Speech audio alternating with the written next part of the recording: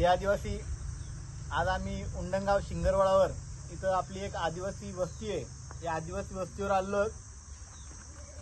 आपल्या आदिवासी महिला भरपूर प्रमाणात या अजिंठा डोंगरपट्ट्यामध्ये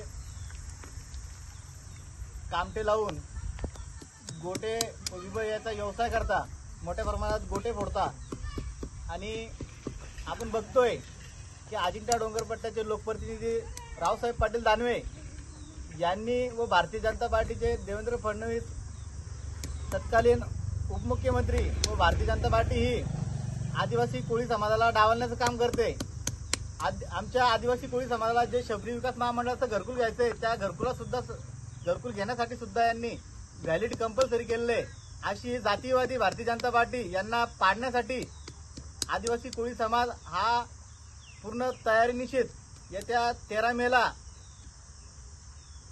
काँग्रेसचे अधिकृत उमेदवार डॉक्टर कल्याणराव काळे साहेब यांना 1.5 लाखाच्या फरकाने निवडून आणणार आहेत आणि रावसाहेब पाटील दानवे यांना चॅलेंज करून 1.5 लाखाच्या फरकाने पाडणार आहेत। या आदिवासी कोळी समाजाची जाहीर भूमिका आहे। जय आदिवासी, जय वाल्मिकी।